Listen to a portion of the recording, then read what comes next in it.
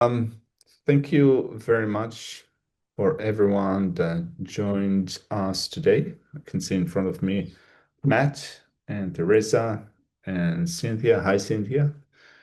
And I think Paul, and maybe I'm wrong. But anyway, hi, couple.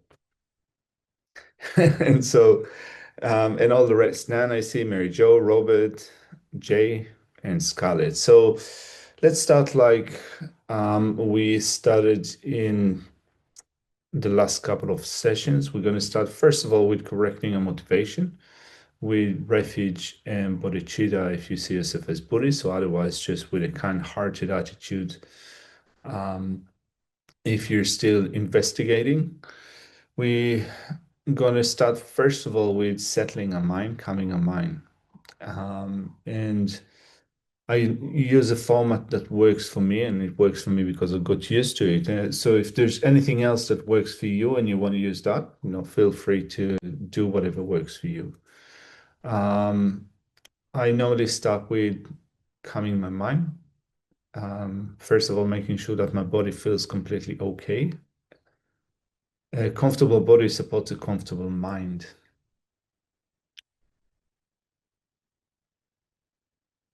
And so making sure that the body feels right.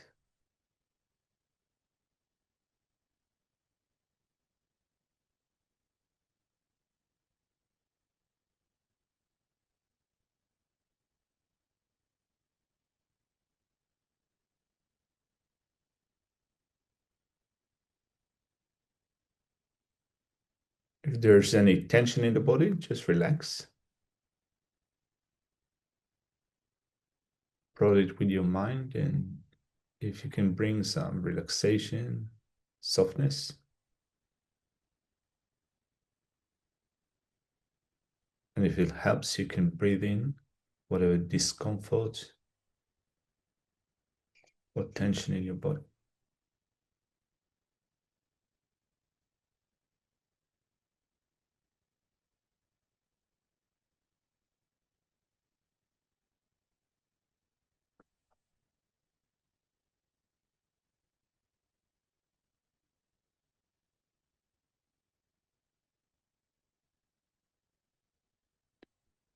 And we're going to turn our attention to the breathing cycle in counting 21 breaths.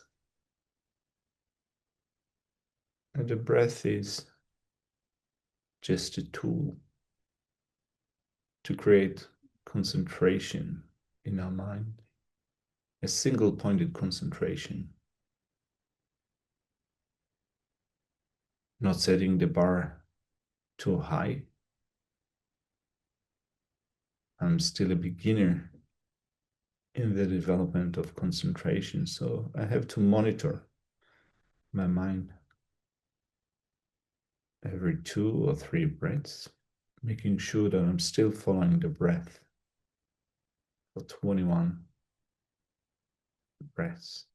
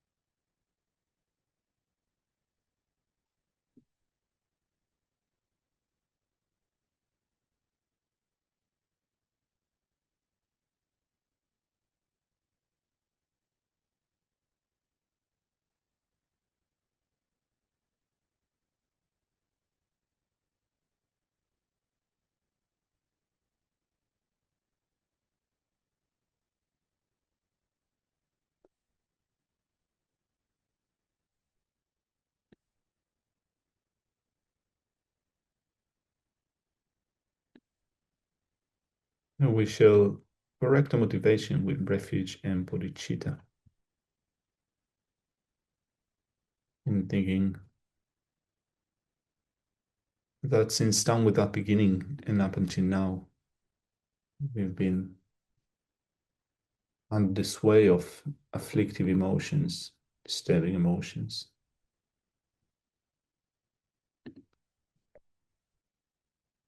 And under the sway of afflictive emotion, we've been trying to find ways to find happiness and well-being in a samsaric cycle of birth and death. But under the sway of ignorance, anger, attachment, and other afflictions as well, we've been acting in ways which destroy the causes for our own happiness, in ways which bring about more suffering. And so long as we remain with afflictive states of mind for that long, we'll still continue to experience suffering of suffering, suffering of change. And the third type of suffering, the most important one, pervasive suffering of conditionality, the meaning of which is having a body and mind that set us to pain and suffering here and hereafter, condition us for pain, for disappointment, for afflictive states of mind. And the only way to break free from having no control over our body and mind is to eliminate our afflictive states of mind, and more fundamentally, to eliminate our own ignorance.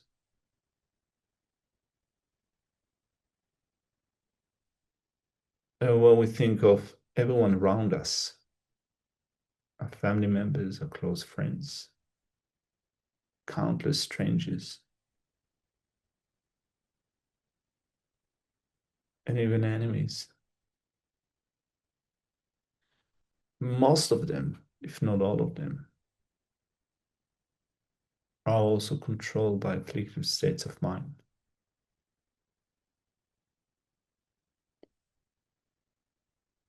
And all of them are just like us, seeking happiness and well-being.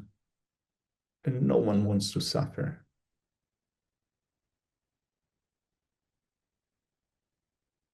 Just like us, others are destroying the causes for their own happiness and running head on towards suffering.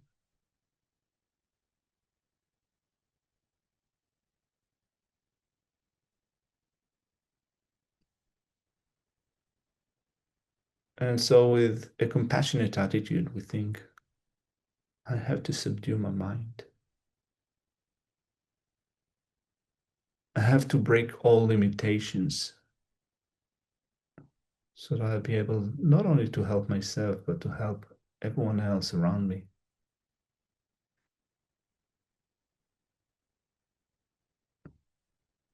And the way to break the limitation of my mind to cast them off would be through developing the wisdom of emptiness, realizing reality, through eliminating all my afflictive states of mind, all the seeds, the potentials that give rise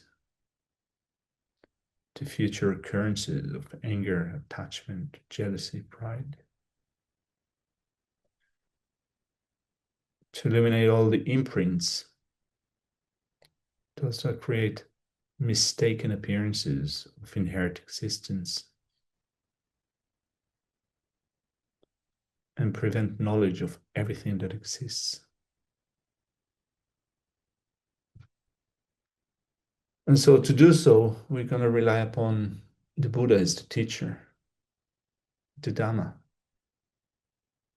particularly all the realizations that the Buddha relied upon, developed, all the cessations of suffering, together with the cause of suffering, in the mind of the Buddha, the Dhamma that the Buddha taught,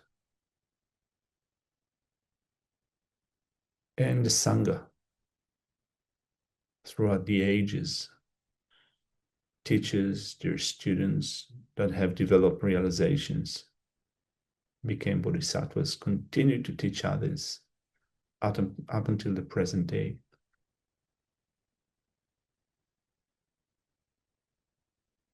With the recognition that we ourselves can become Buddhas, can embody the Dhamma, can become Sangha.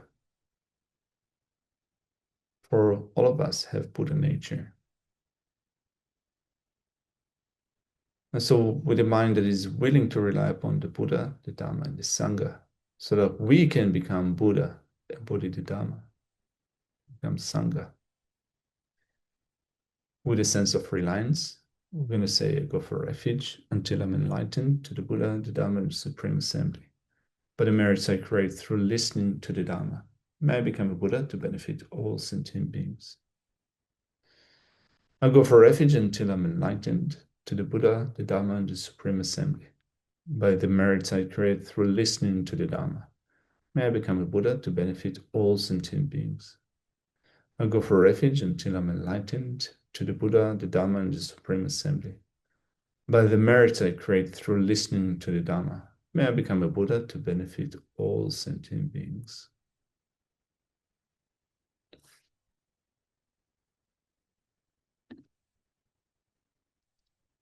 Okay.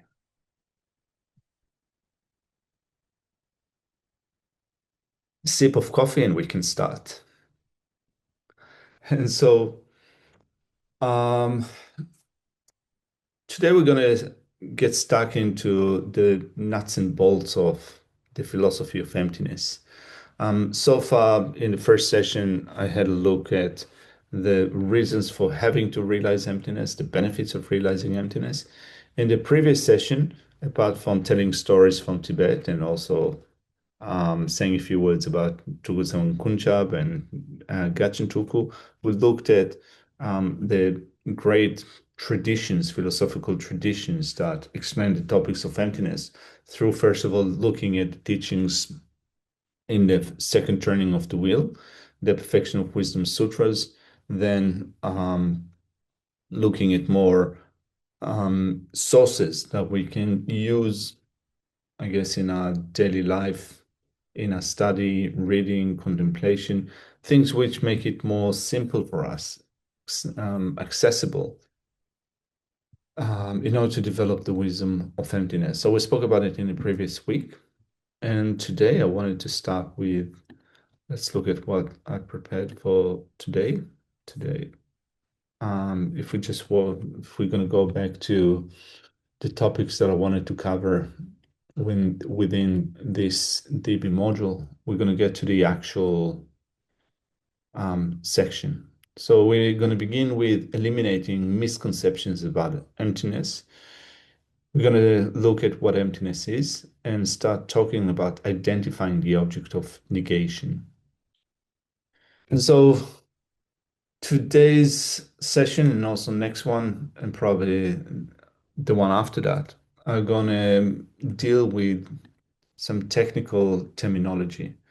And as I said before, it's like learning a new language. The terms seem to be totally alien to begin with. And it takes some time to bring meaning into them, but also for the mind to start to relate to them with not being just words or technical terms, but things with content. So I hope that all of us, I hope that you can give yourself some slack, be patient with yourself. It's not an easy topic, but we're just going to work through that. And if you have any questions, please, you can put your hand up and we can have a bit of discussion. And so let's look at, first of all, eliminating misconceptions about emptiness.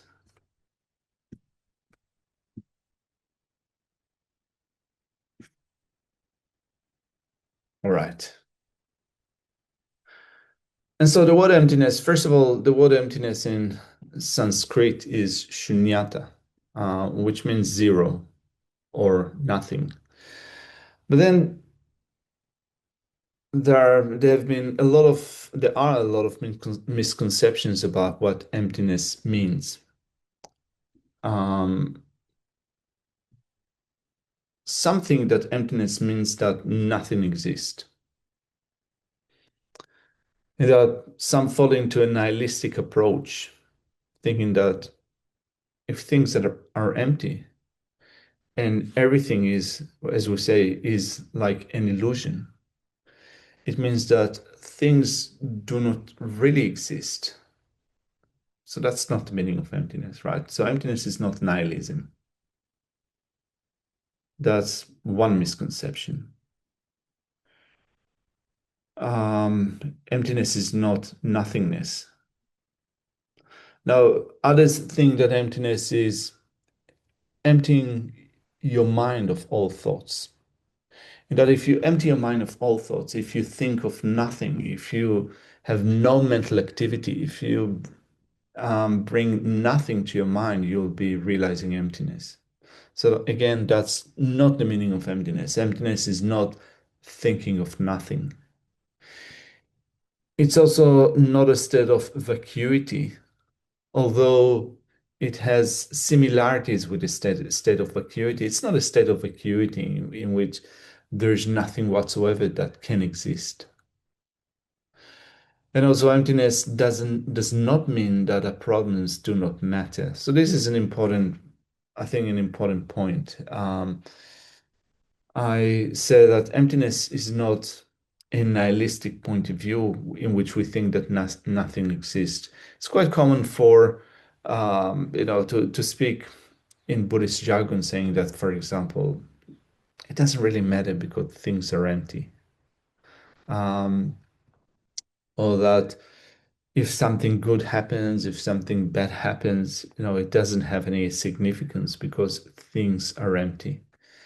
I had it many times over my engagement, my involvement with Buddhism in Buddhist centers.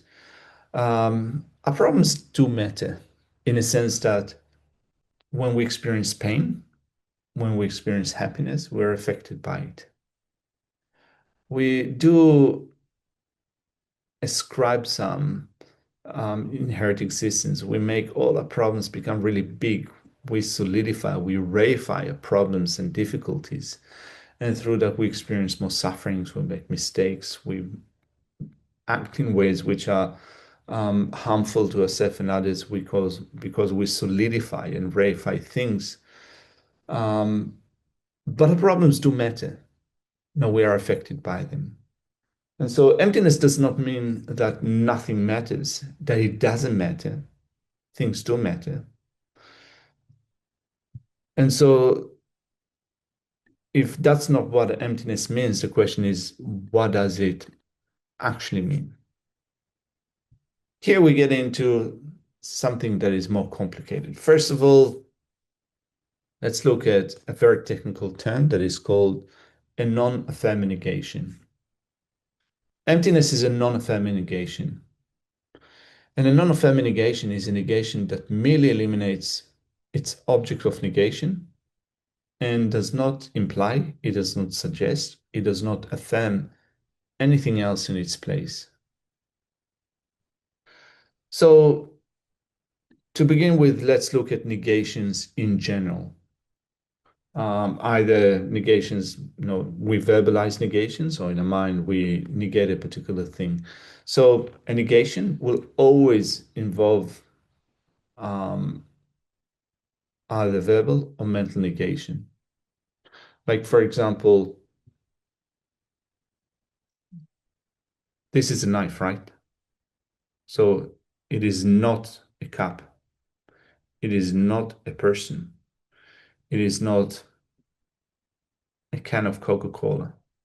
So any negation, with verbally or mentally, um, use words or meanings of negation. And there are two forms of negation: negations that affirm something and negations that do not affirm anything in the place of the affirmation. And so, for example, if I say, for example, um, out of this couple, the husband and the wife, it's not the wife, right? So out of this couple, it's not the wife. What you understand from that is that it's the husband. I affirm that it's not the wife. Sorry, I negate the wife, and therefore what you understand is the husband. So it's a negation that implies, that suggests something in the place of negating. Or I can say, for example, I have in my hand an apple and banana. It's not a banana. What you understand is the apple.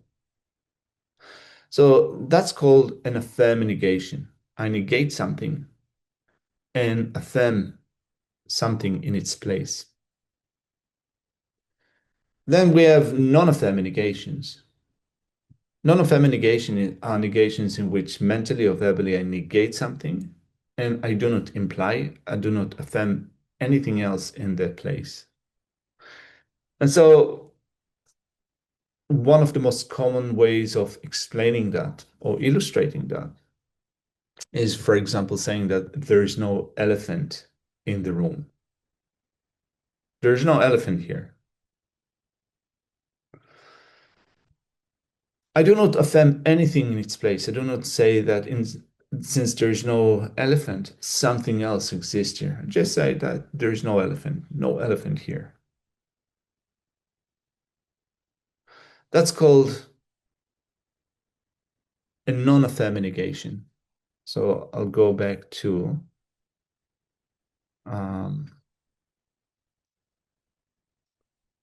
what emptiness is. Emptiness technically is a non-affirming negation. It's a negation that merely eliminates its object of negation and does not imply or suggest anything in its place.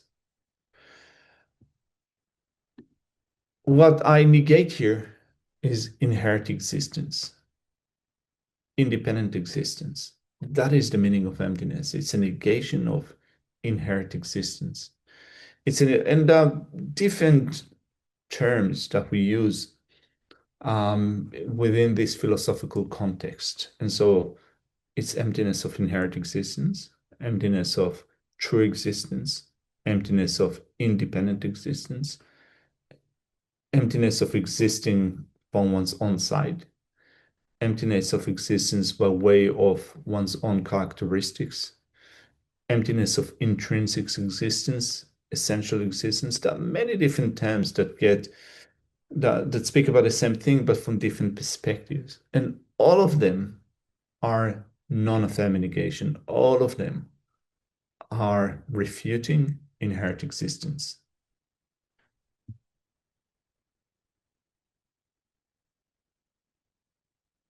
And so I wrote here, what it means is that emptiness is a mere negation of inherent existence. It does not affirm anything else in its place. And this is a somewhat difficult thing to comprehend because a mind finds negation quite difficult. We're so used to reifying things, solidifying things, affirming things, so that if we are asked to just negate something without suggesting anything in its place, it's like, how do we go about it and do that?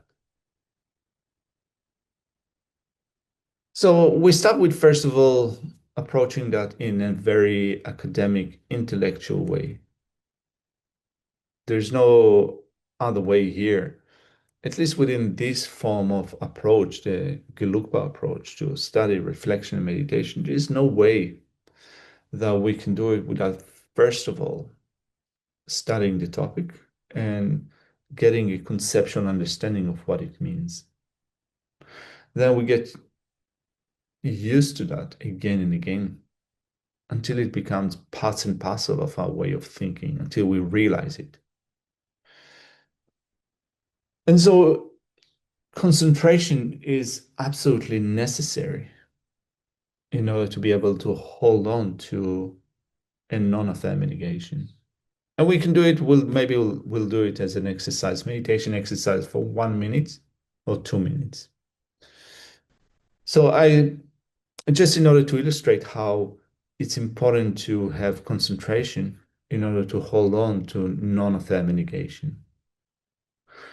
And so I assume, correct me if I'm wrong, I assume that there is no elephant wherever you are in your room.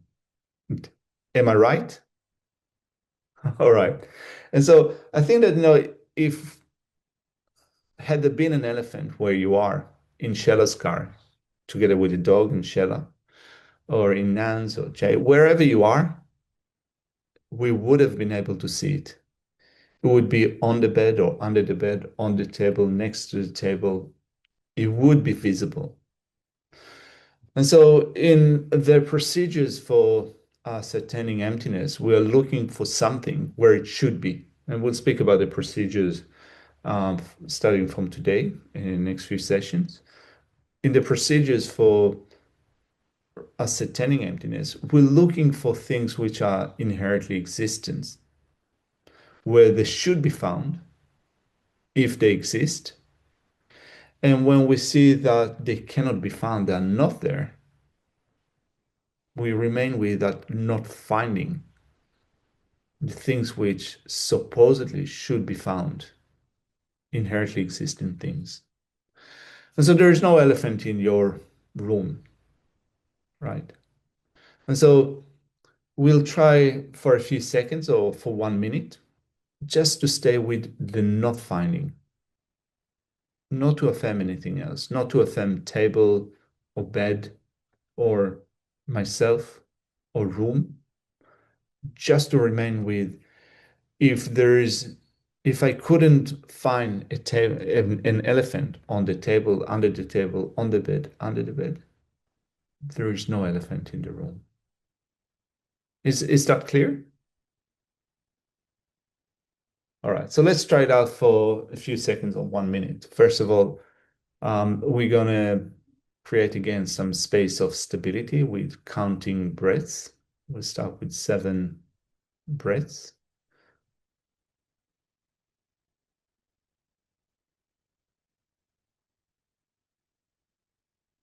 Without being too forceful or too relaxed, simply relaxing in counting breaths.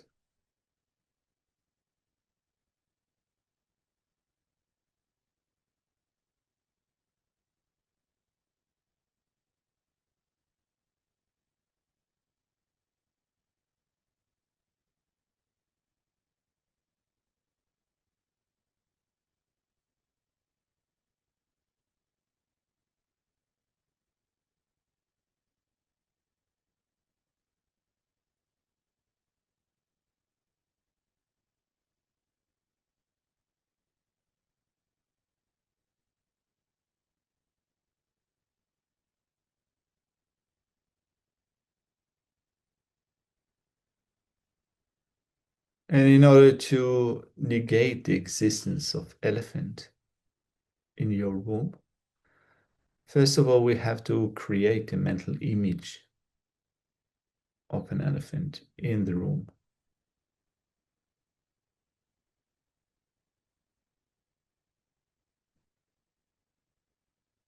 So it has a big body and a massive tusk, massive trunk, flopping ears,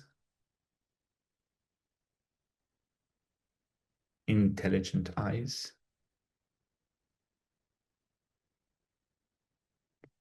massive chunky legs.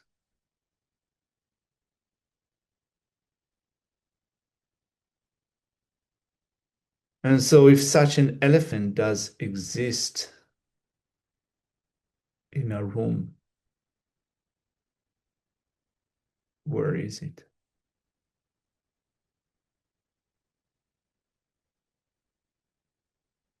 Is it next to us?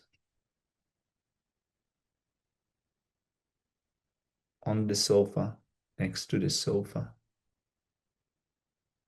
In the middle of the room or in one of the corners? Where is it?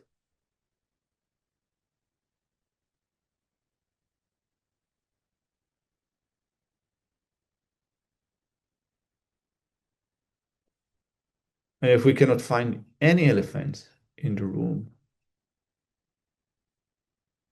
we're going to try to hold fast till there is no elephant in the room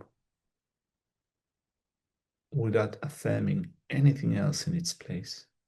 Just a mere non-existence of elephant in the room.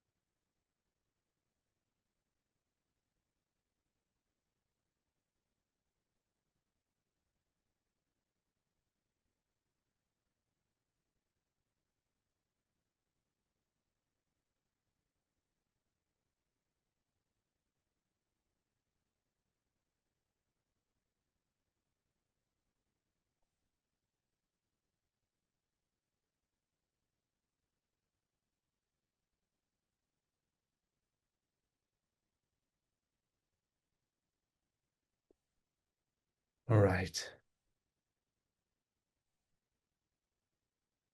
So how do you find it? Do you find it difficult to hold your mind to something without, first of all, your mind wandering off to other things? Do you find it difficult? And what about holding your mind to just not finding something without affirming a bed or a table or space or something? Just hold your mind to not finding what you were looking for. It's pretty difficult, isn't it?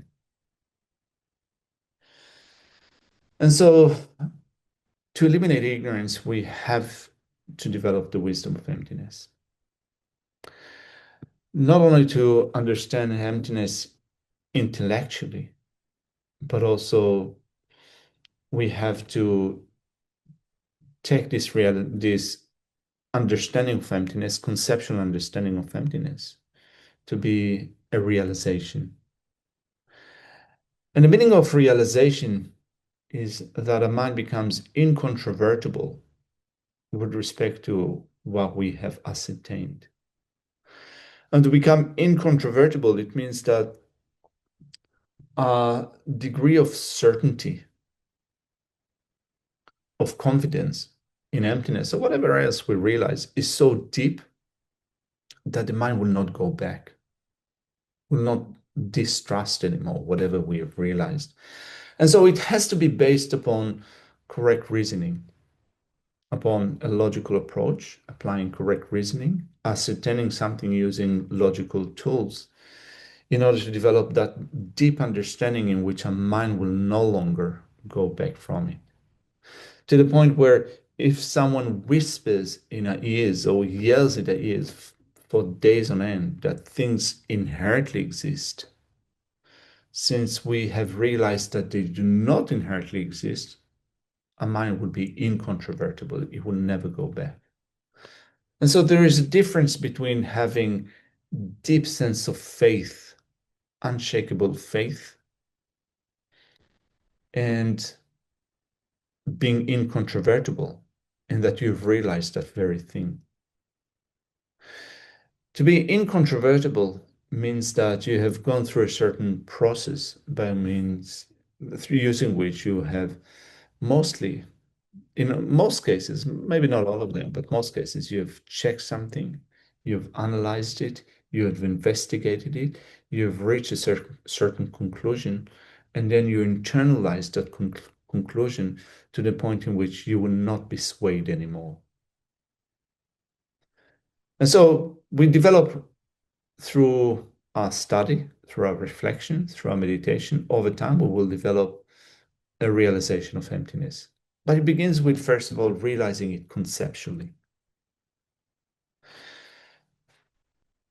And when we develop a conceptual realization of emptiness, it does not mean to say that the mind can remain with emptiness for as long as we want. When I meditate, I start every session of meditation with a meditation on calm abiding or shamatha. And shamatha is a special type of concentration. We're training a mind, honing the power of a mind, trying to make it at will, to be able to be placed single-pointedly upon emptiness without disturbing conceptions, without any wandering. So in that sense, we're not forcing the mind, but the mind is completely at will, completely amendable to remaining single-pointedly placed upon an object without wandering, without excitation. And also without mental sinking, without losing clarity, without becoming sleepy, but having complete clarity of the object of our concentration. And so when I train in developing that concentration, I find that I have good days in which I can retain concentration, remain concentrated for maybe 30 seconds or 1 minute or 2 minutes. If I can remain concentrated for 3 minutes without any thoughts occurring to me, it's a miracle. It's like amazing. I've nailed it. I succeeded in remaining concentrated for 3 minutes. And so I think that I assume that when you meditate, you also find that your mind is not in control, that there are thoughts that arise in your mind, and thoughts do arise, but the key is to acknowledge the thought, not necessarily to become busy with the import, the meaning of the thought, to let it subside and continue with the development of concentration. If we get completely carried away by our thoughts, it means that we're subject to wandering, rumination, discursive conceptions, and so forth. We're no longer concentrated. And so I'll bring it back to combining concentration with emptiness. We might have realized emptiness conceptually. Our mind becomes incontrovertible with respect to emptiness. But it's still susceptible to mental wandering, to agitation, to excitation. So long as that happens, our realization of emptiness will lack power and strength. So we need to combine it with single-pointed concentration, and that's a very difficult task. We need to, first of all, develop concentration. We begin with developing concentration on something that is rather coarse, which means it's easy. So often, I guess that you have discussed in the past some techniques for developing concentration, either with focusing on the breath. So we start every session with focusing on the breath. It's a very useful tool. Or with a mental image. So often in the Tibetan Buddhist tradition, we speak about developing concentration with focusing on an image of a Buddha. So visualizing a Buddha in front of us. And some people say that the visualization is pretty terrible. You know, they can't visualize, it's very difficult. Yeah, it is difficult. We're not used to it, but if we get used to it, again, using certain techniques, it can become easier. And so we, um, first of all, develop concentration on something that is rather coarse, is easier. And when our concentration becomes good, we can shift the focus to things which are more subtle, like emptiness. But in order to focus on emptiness, first of all, we need to understand what it is. You know, as I said, emptiness is not just suspending all thoughts. It's not emptying our minds of thoughts. It's not just nothingness. It is a negation of inherent existence. And so we need to understand what it means to be empty of inherent existence, what the implications are of inherent existence in order to negate inherent existence. So we need to understand that. And then we need to stabilize the mind to remain just on that negation being placed single pointedly. It sounds quite a massive undertaking, doesn't it? It's a massive undertaking, but it's not the end of the road. There is more to that. And I'm not my intention is not to create a sense of desperation, but just to understand that the task is pretty big. But at least for me, when I understand what the task is, and even though it's very big, I have a certain roadmap in front of me. I know what my end goal is. I know what the steps are. And I know also what I need to do now in order to get there.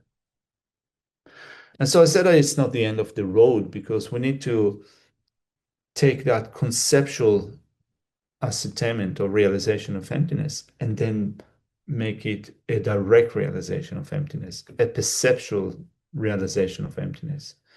And this is something currently that is completely beyond our capacity in a sense that how do you directly realize emptiness without conceptualizing it in your mind? To have a direct realization of anything, it means that we see it directly without the intermediacy of thoughts, of conceptions, of mental images. So, for example, my eye does not think, your eyes do not think. We see, we hear, we taste, we feel with our body, we smell. All those consciousnesses are non-conceptual. They do not use thoughts.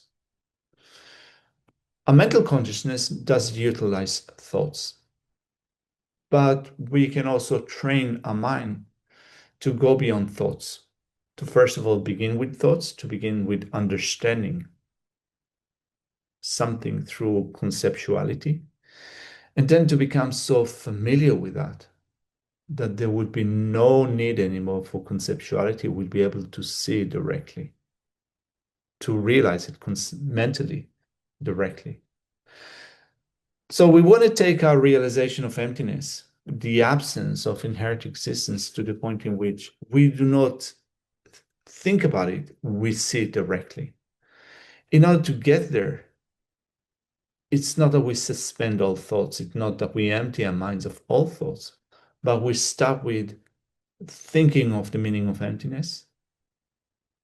Then we use reasons and logic and procedures that demonstrate how things are empty of inherent existence. And then we realize it. Our mind becomes completely convinced, incontrovertible, that things do not exist inherently. And then together with the combination of concentration that does not allow our mind to become distracted, to become agitated. It becomes so internalized, so focused that bit by bit we can make that realization of emptiness so deep that it will become through the force of internalization and also familiarization, it can become a direct perceptual realization of emptiness. So that will occur in the future.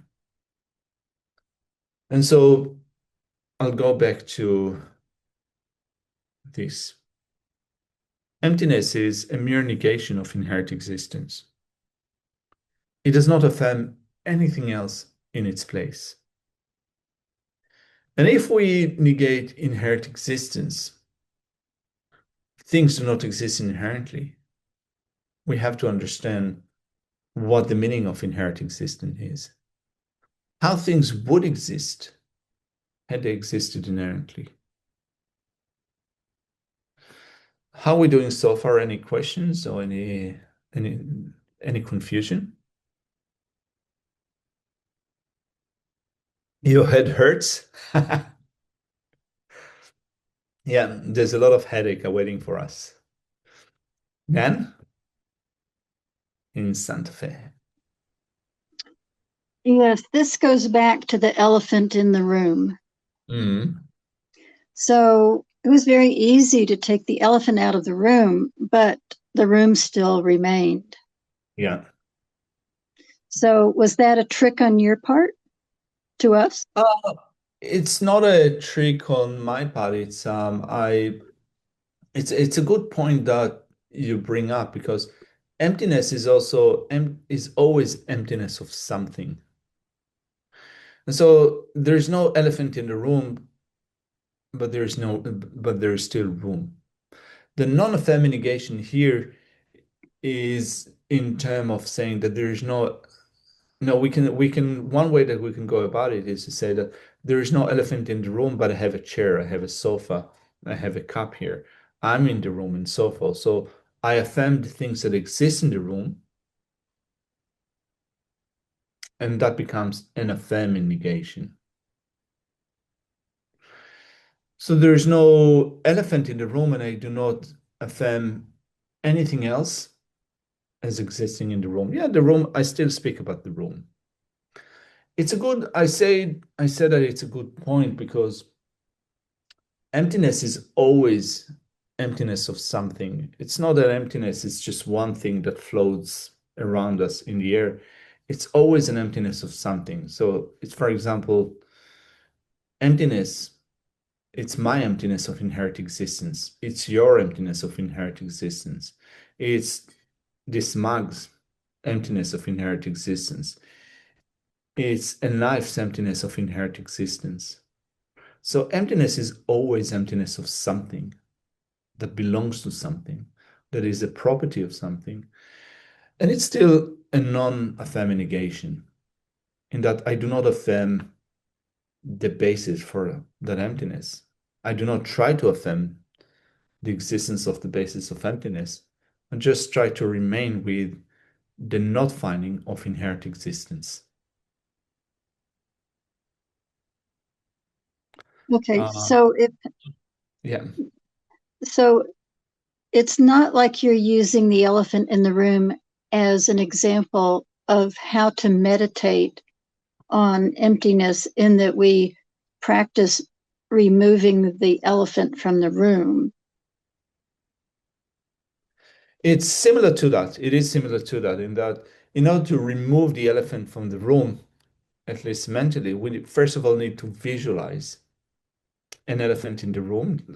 But we don't know, we don't have to make it like a really complicated visualization. We know when I say there's not an elephant in the room, a mental image of elephant appears to your mind. Whether you like it or not, do I agree? If I say there is no elephant in your room, do you have a visual image of elephant appearing to your mind? Yeah, but my mind got very busy filling itself with the room because the elephant wasn't there. Mm. And I think, and it's a good point because we in this exercise we try to, we try to imagine an elephant in the room, or where would the elephant be in the room? What would be the location of the elephant? How much space it will take? So, I mean, our mind becomes busy with that. And also taking into consideration that maybe it's the first time ever that you try to visualize an elephant in the room and then to cancel it, to remove it, to eliminate the possibility of elephant in the room. Because we're not used to it, our mind becomes really busy. If we get Yeah. used to the procedure, it becomes more gentle, less heady, less kind of like discursive, but it's still intellectual, still conceptual.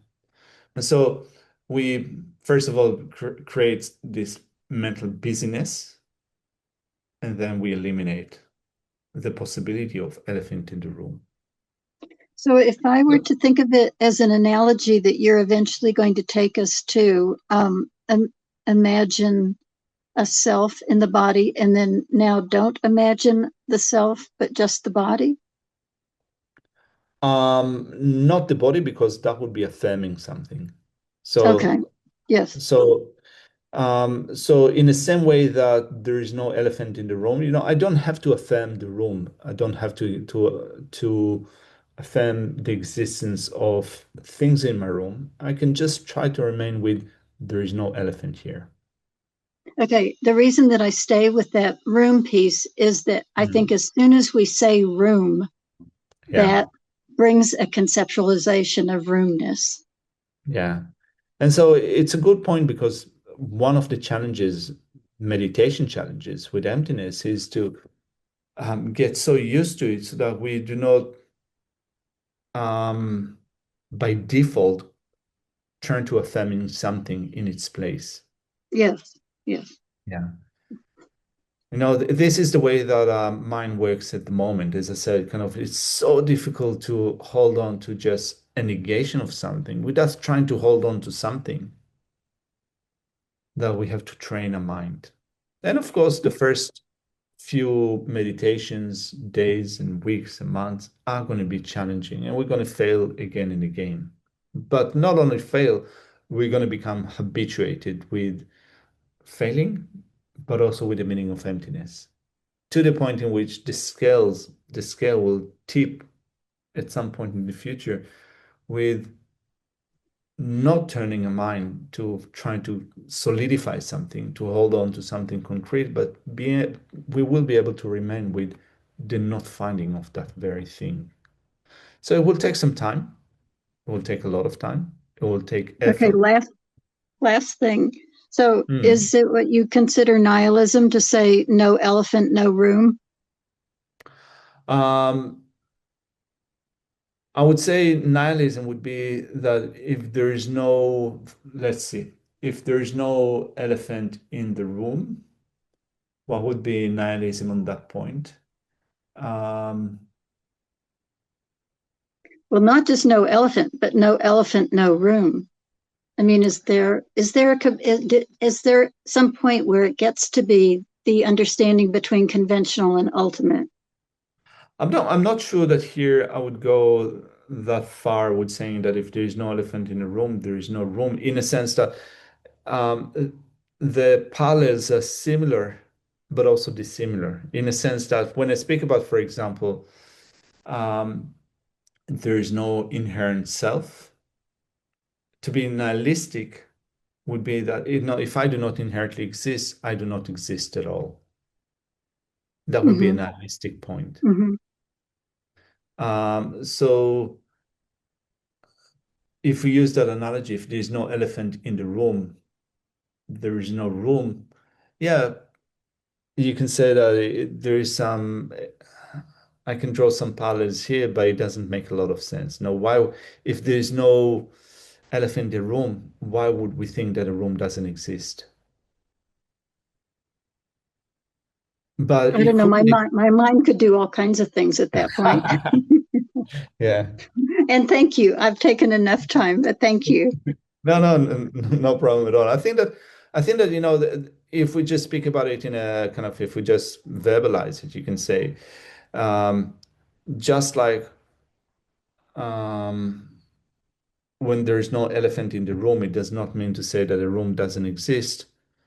Also, if there is no inherently exist in me, it doesn't mean that I do not exist. But I think that when you negate the existence of elephant in the room, there's not much danger that you will become nihilistic and think that also a room doesn't exist. There's a greater danger in thinking that there's no inherently existing I, and therefore I do not exist. So there's a greater danger here. But in order to incur that great danger, we also have to understand the implication of inherent existence, the meaning of inherent existence. And so if I go back to this, um, I wanted to speak about procedures for ascertaining emptiness, procedures to ascertain emptiness. And so there are many different techniques for realizing emptiness. Here, we can say that in general, there are two approaches to that. If you've heard about the term Mahamudra, there is also a Gelugpa form of Mahamudra, there is a Kagyu form of Mahamudra. One of the most famous texts that is found in the Gelugpa tradition for Mahamudra was composed by, as far as I remember, Jetsun Chuki Gyaltsen. As far as I remember, I'm not sure about the name. Anyway, in this text, the author says you can go about it in two ways. You can first of all study the topic. You can contemplate it. You can meditate on it for a lot of time. Then, using that as attainment, you can apply to the nature of your own mind. So first of all, you find a philosophical view, and through finding the philosophical view, you then realize the nature of your mind. This is the approach that we take here. The other approach is to meditate on the mind itself. To meditate on the mind itself and bit by bit to understand different levels of the mind, different realizations of the mind. And through meditating on your mind, you find the meaning of emptiness. That's a Mahamudra approach. And it's not easy. It sounds like, in some sense, if we just meditate on the nature of the mind without being busy with all this study and reflection and meditation and technicality, it'd be way easier. It's not easier because the mind is so subtle that it's very difficult to realize all the different levels of the mind. It requires maybe just as much effort than the effort that you would have spent in study, reflection, and meditation. So maybe a combination of both, to do some study, reflection, meditation, but also to meditate on the nature of the mind. Maybe try to marry the two. Maybe it will work out. But I'm saying that because here within this tradition, the Gelugpa tradition, we focus mainly on, first of all, finding procedures for ascertaining emptiness, for realizing emptiness, getting through the heady stuff, which is very useful. And so, since there are different approaches to them, it's good just to mention a few of them. The fourfold reasoning, which we will start looking at today, that's the first one. Another one is refuting the four alternatives or extremes of production. This method is also called sometimes the diamond slivers method for analyzing emptiness, investigating emptiness, realizing emptiness.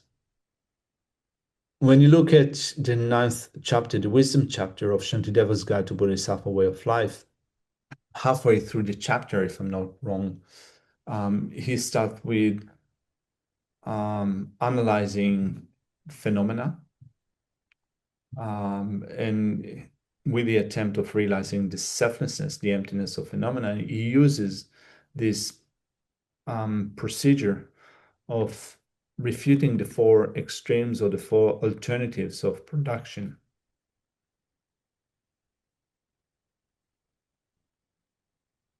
Another method is refuting the four extremes of existence and non-existence. Another method is the method of dependent arising, which was held to be by Lama Tsongkhapa, the king of reasoning, the best reasoning that you can use in order to realize emptiness. So in this DB module, I wanted to touch upon the fourfold reasoning and also dependent arising as a method for ascertaining emptiness. And there are other methods as well for realizing emptiness. So let's begin with the fourfold reasoning to understand emptiness. And so we go through 4 steps. The first one, which is crucial, is identifying the object of negation. Here, what it means is that if, what we want to refute is inherent existence. We want to realize the emptiness of inherent existence. Our object of negation then becomes inherent existence. And we need to identify it very well. We need to understand, we need in our mind to develop that understanding that if things were to inherently exist, they would exist in a particular way. They would be independent. And if they're independent, they need to be independent of certain things. Like, for example, they need to be independent of cause and conditions. They need to be not depending upon parts. They need to be not depending upon a mind or consciousness that sees them. They need to exist completely in and of themselves. And so we'll speak about it today. We're also going to speak about it in our next session. But the first crucial step is to understand what the meaning is of inherent existence and also what the implications of things existing in this way. So that's the first step. Then the second step is called establishing the pervasions. That sounds pretty intense. Establishing the pervasions. What it means is it's similar to it's similar in some sense to what we did in that exercise of negating an elephant existing in this room. What it means is that if I go back to the elephant, if an elephant does exist in our room, we need to be able to find it somewhere. So here we define the places where we would have had to find the elephant. If an elephant exists in the room, it has to be on the sofa, under the sofa, near the sofa, in the center of the room, in one of the corners of the room, on the ceiling.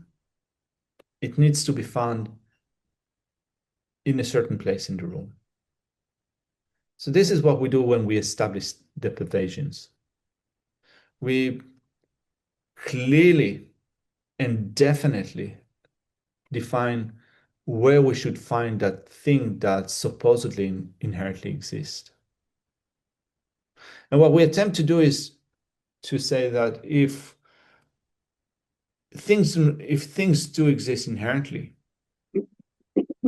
I have to find them, and I have to find them in these places, in these locations.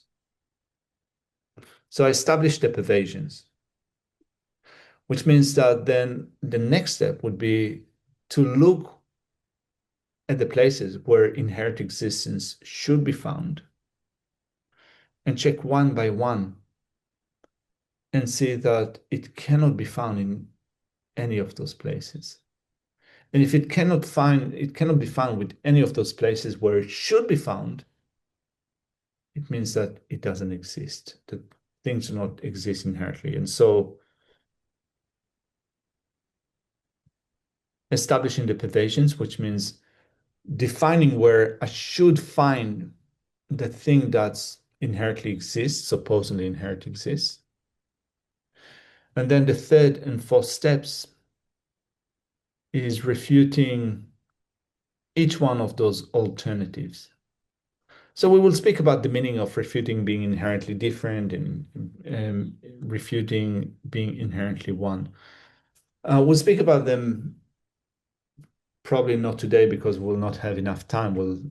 Today we're going to go into identifying the object of negation, inherent existence, but we're going to go into refuting being inherently different and inherently one later on. But basically, what we're saying is that first of all, with identifying the object of negation, we're trying to construct a mental image of how would it be like for things to inherently exist. For example, how would it be like for me to inherently exist? What would be the implication? Then we establish the pervasion. If I inherently exist, for example, I have to be found as being inside my body or inside my mind and inherently exists in me or I. This is the true me or I. It has to exist either inside the body and mind or in the combination of body and mind, or it has to be completely outside of my body and mind, like a different entity. So then later on, as we will look at this procedure, we will refute that there is a sense of self that is unrelated to the body and mind. It's found outside of the body and mind. So refuting being inherently different. And we're also going to look into refuting being inherently one, in that there is a sense of self that exists inherently in the body and mind. So we're going to look at that later, but that's the fourfold reasoning, beginning with identifying the object of negation. So let's look at identifying the object of negation inherently in inherent existence. How are we doing so far? Does your head hurt already?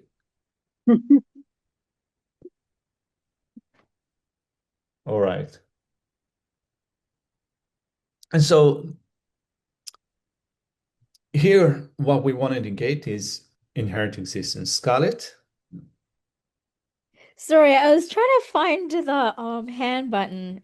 So I just want to understand what you're saying is like if the I exists outside of us, then the mental images that we get in our mind, are you trying to say that that mental image of myself should be outside of myself? Like it should be found outside of me? Like how I see it? And so we'll get to that later. If you feel confused, try to put that confusion Sure. aside. Sure. Like in a sense that undo, unremember. Sure. Don't remember what I said. Okay, But sure. try to do that. But just kind of maybe I'll just say couple of words about it. But with the thought that we will get back to that later and go delve into that deeper. There are some philosophies that say that there is um, a true self. It's like, one thing I think to remember is that Buddhism arose from Hindu philosophies. And Hindu philosophies spoke of a term or a thing called Atman, which is the self, and discuss whether this Atman, the self, is eternal, whether it is permanent, whether it can exist as a true self without the body and mind, separate from our body and mind. In um, not all of us come from a Judo-Christian background. I suppose that maybe some of you grew up in other cultures with different maybe spiritual disposition or inclination. But in Judo-Christian or Abrahamic setup, sometimes we speak about a soul, right? A soul, a spirit. We don't speak about it exactly in the same way that we speak about Atman, like this true self, this who we are. But according to Hindu philosophies, and this is what the Buddha spoke about, according to some Hindu philosophies, there is a way of extracting that Atman. I'm here kind of using words that maybe are not right in a No, no, philosophical I get way, it. but Yeah, yeah. so there is a way of kind of making that Atman remain without the need to be attached to a body and mind. So it's eternal, it's permanent, it's unchanging, it's indivisible. Maybe you can say that in Abrahamic religion context, it's like speaking about a soul, right? So I don't know if there's a dictionary definition of what a soul is or what a spirit is, but maybe it's some form of equivalence. Like this is who we are. This is a soul. It belongs to us. It's who we are at the very core. So if that kind of thing existed, it needs to be it needs to exist separate to the body and mind. It's not the body. It's not the mind. it's it is the self, it is the soul, it is the spirit. So here what we're saying is that if it does exist, we need to be able to find it. It needs to be inherently different to the body and mind. So we're going to investigate whether it is possible to find it. So if I go back to that, and we'll speak about it more later on, we refute being inherently different in that we refute being able to find that sense of self existing inherently as being a different entity to the body and mind. And we're going to also look at refuting being inherently one with the body and mind. So maybe I hope that it created some kind of clarity, but Yes. Yes. when you hear it for the first time, it's pretty, it's pretty difficult to become incontrovertible, as I said, kind of like being completely to develop a realization first off in the first step. So we'll still gonna speak about it, continue to think about it later on. And Thank so cool. And so um, we are studying Buddhism, Tibetan Buddhism. We are engaged with Tibetan Buddhism, which is primarily Buddhism that belongs to a philosophy or propounds a philosophy that is called Madhyamika Prasangika, or in English, the middle way consequence school of thought. In our previous session, I mentioned that there are different Buddhist tenets, different Buddhist schools of thought that arose out of the teachings that the Buddha gave. And the Buddha gave different sets of teachings to different people because he saw that they have different dispositions. So to some people, he spoke about one philosophy, to the others, he spoke about other philosophy. He did not turn them with these terms like this is a Madhyamika Prasangika philosophy, this is a Madhyamika Svatantrika philosophy, this is a minority philosophy. Those terms arose later on when followers of the Buddha coalesced, or no, they maybe coalesced is not the right word. They grouped together and together, developed their own interpretations and commentaries and were propounding a certain philosophy as being this is the true philosophy, the highest philosophy that the Buddha spoke of. So this is how the schools of thought came to be. And so in the Tibetan Buddhist tradition, those different schools of thought were then arranged for centuries in a way that makes it easier for us to go step by step and understand, go deeper and deeper in to the philosophies that the Buddha spoke of. And so we speak first of Hinayana philosophies, and there are two of them. They're called Vaibhashika, or the Great Exposition, then Sautantrika, the Sutra followers. And within each one of the school of thoughts, there are different divisions, right? So it's not that all of them believe in the same thing. They also have different views, but still, for the sake of simplicity, we have first of all the Vaibhashika and then Sautantrika school of thoughts. Then later we have the Mahayana schools of thought, beginning with Chittamatra or Yogacara. And then we have the Madhyamika schools of thought. There are two of them, Svatantrika, or the autonomy school of thought, and then the Prasangika, the consequence school of thought, consequentialists. So there are differences between those schools of thought, and I mentioned those terms, but of course, it sounds completely foreign if you hear it for the first time. The point is that Tibetan Buddhism follows the philosophy of the Madhyamika Prasangika school of thought that is based on teachings that the Buddha gave in the second turning of the wheel, with a particular interpretation that was provided by Nagarjuna, and following that by Chandakirti. So the story goes, by the way, if we take a kind of short break from all that headiness.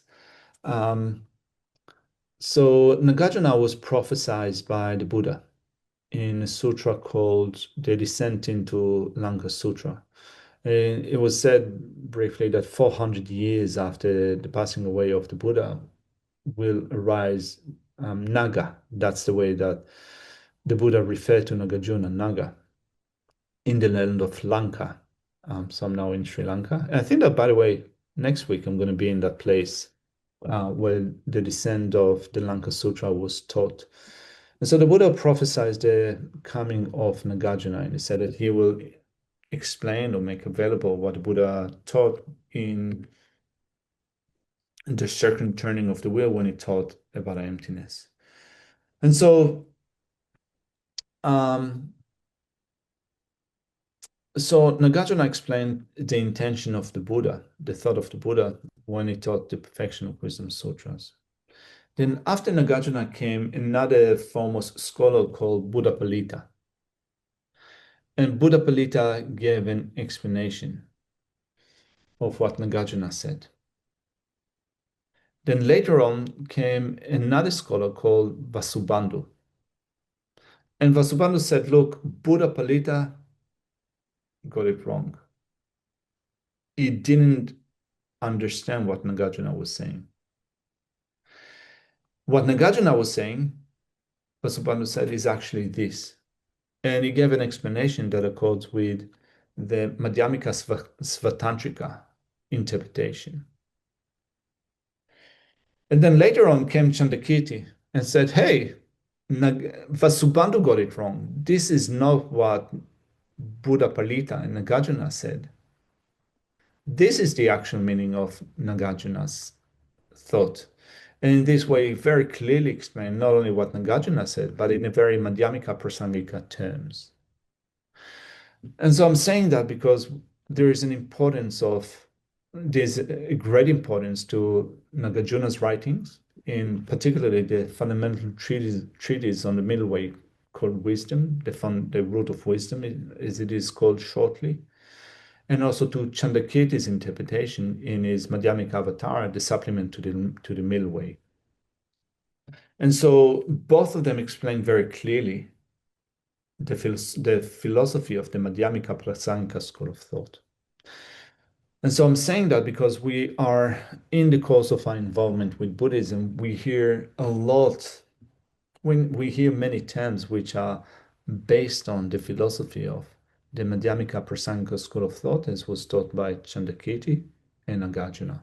So what are those terms and what do they mean? Let's look at that.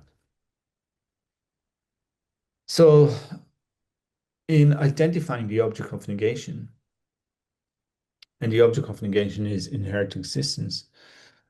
The meaning of inherent existence is something exists by its very nature. Something has a certain nature, in essence, and this is what makes the thing becomes what it is. So the meaning of inherent existence is existing by that very nature. But it also means is that the things that exist inherently exist from its own side. Existing from its own side. And I guess that maybe many of you, maybe all of you, have heard that term of existing from its own side. What it means is that the thing that exists from its own side, supposedly, it exists from the side of its basis of designation. So let's look at that. Let's look at what it means. The basis of designation. First of all, have you heard about this term existing from its own side or not existing from its own side? No, nothing exists from its own side. When we say that nothing exists from its own side, we mean to say that nothing exists from the side of the basis of designation. So what is a basis of designation, a basis of labeling? I think that the most available thing for us to investigate is we ourselves. So when each and every one of us think I, we think about it in terms of our names, for example. So I see Joey and Ferdy. Is that your name? Ferdy or Freddy? Ferdy. Cool. So each one of you, each one of us have a body and have a mind. Our body is the basis of ascribing a name, a basis of designation. So we were born as babies and we were given names. And so the body is a basis for ascribing a name. So maybe our parents' thoughts of us, maybe the thought of us before we were born and decided to name us by a particular name before we were born.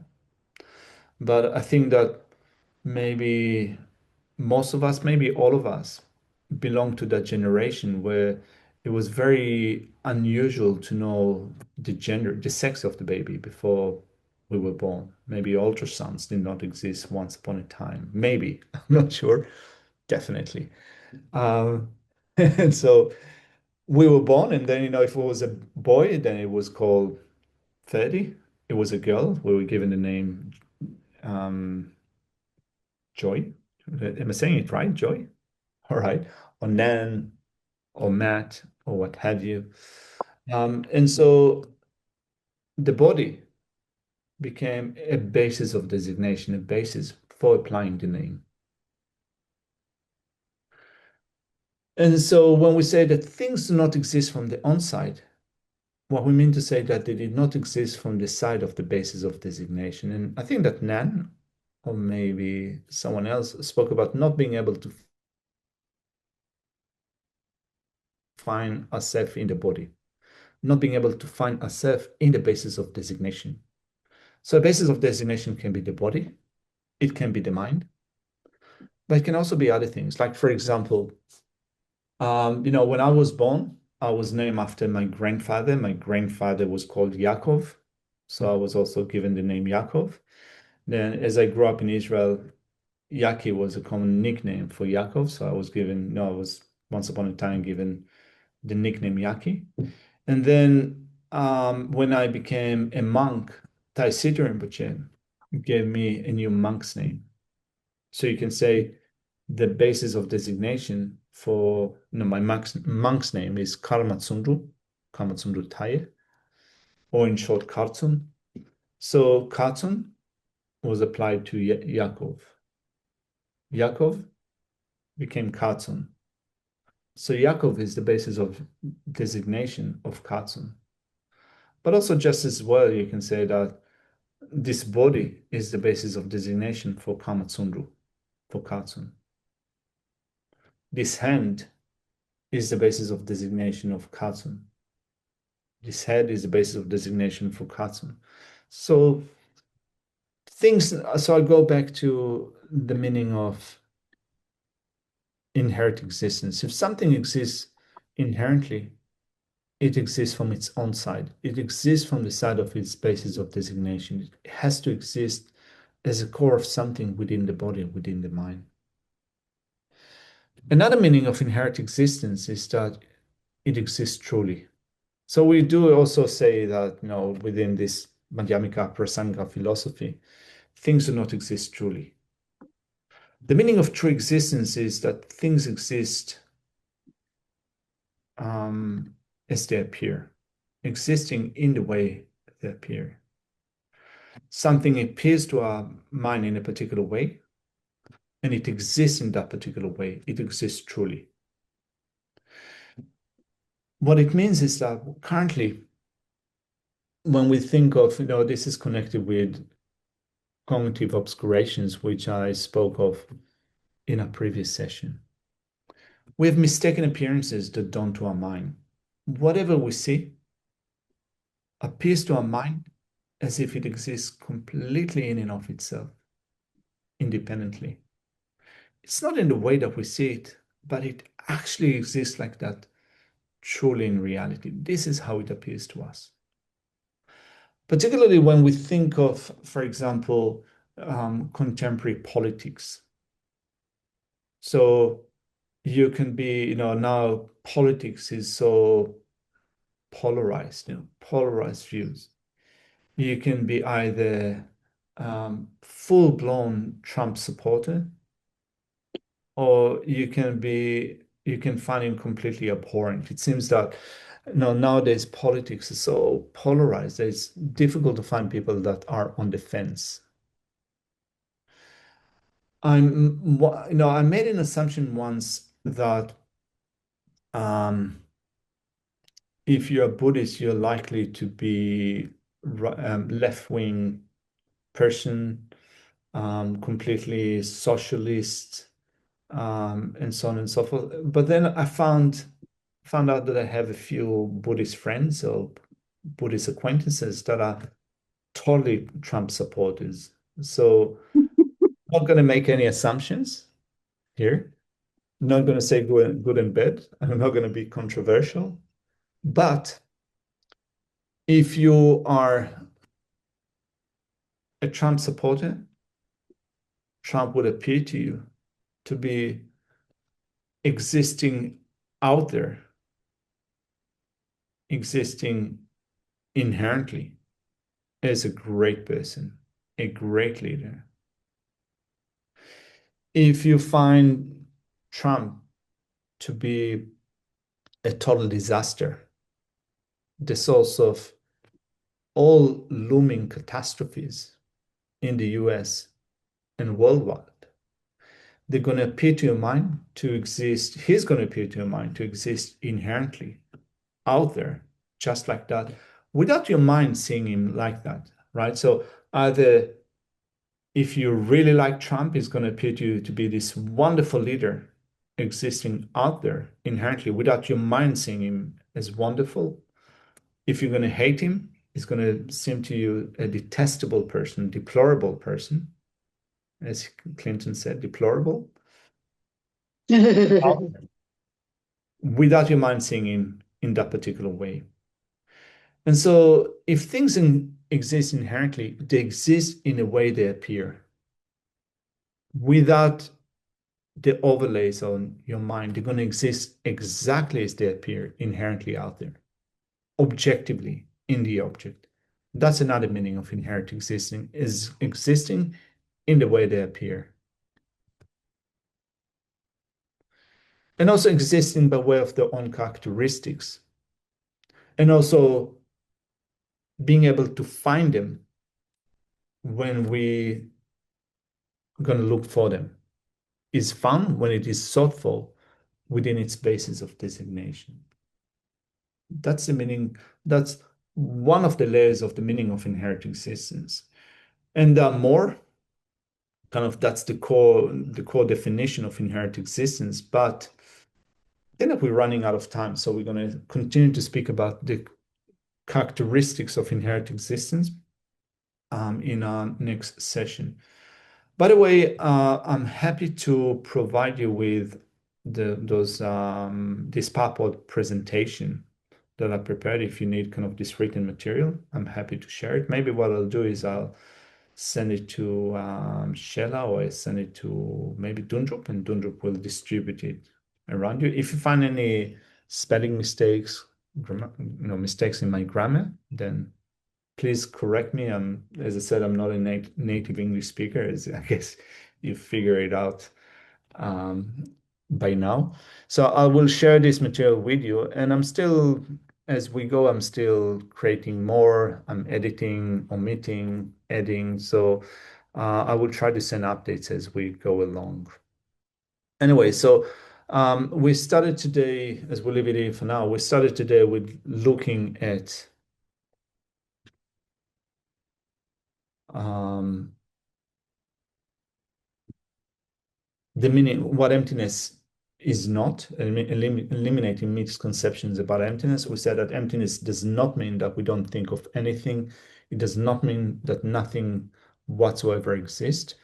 We also looked at that complicated topic of emptiness being a non-affirming negation, in which we try to just negate, refute inherent existence and not affirm anything else in its place. It requires concentration, in which we hold our mind fast without allowing our mind to wander off to other thoughts and thereby affirm something else in its place. So we spoke about that. And we started to look at procedures for ascertaining emptiness. And we started with the fourfold reasoning, beginning with identifying the object of negation, inherent existence, saying that if things inherently exist, we need to find them somewhere. And in such, we established deprivation where they should be found.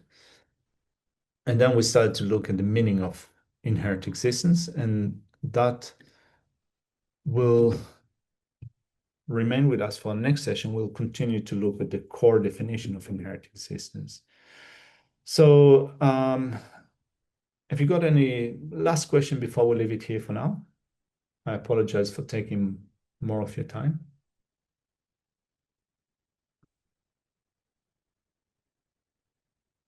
All right. And so may you have a good evening, a good night. I guess that after that heady space, maybe you'll either have very good sleep or maybe your head will continue to hurt. Here it's 8 o'clock in the morning, the following day. So I'm in a place called Anuradhapura in Sri Lanka. And this area is where I think Buddhism started to take root in Sri Lanka many centuries ago. And so monks here, by the way, Theravada monks, stop eating after lunch. And lunch should be stopped or should be done by 12 o'clock. So I haven't had anything to eat since 12 o'clock yesterday, so I'm starving. I'm going to have my breakfast now. And so there's something to look forward to. We leave it here for now with dedicating all the merit that we have created together with thinking of emptiness, struggling with emptiness. Even if there are things that we do not understand, that's good. As Aryadeva said, those who do not doubt emptiness are those who do not have merit. We do have merit. That's a good starting point. We struggle with emptiness. We continue to struggle with emptiness, but through that, we're going to bring cyclic existence down. It's going to take time, and struggle is part of it. So we're going to dedicate whatever merit we have accrued together for the flourishing of not only bodhicitta in our mind, but also for the flourishing of the view of emptiness in our mind. And so this dedication verse that we often say for the flourishing of bodhicitta is often also changed into dedicating for the flourishing of the view of emptiness in our mind. So we're going to say both of them in the following way. May the supreme jewel bodhicitta that is not arisen arise and grow. And may that which is arisen not diminish, but increase more and more. So that's the method side, bodhicitta. Now with the wisdom side, may the supreme view of emptiness that is not arisen arise and grow. And may that which is arisen not diminish, but increase more and more. Due to the merits of these virtuous actions, may I quickly attain the state of a Guru Buddha and lead all beings without exceptions into that enlightened state. And for the long life of His Holiness the Dalai Lama, and also all of our teachers, supporters, all the people that run Thupten Nobling Center, contribute to Thupten Nobling Center, may all of them have long life and success in whatever they endeavor. In the land encircled by snow mountains, you are the source of all happiness and good, all powerful Chenrezig. Tenzin Gyatso, please remain until samsara ends. So thank you very much, everyone. May you have a good evening and good week altogether. Happy to see you.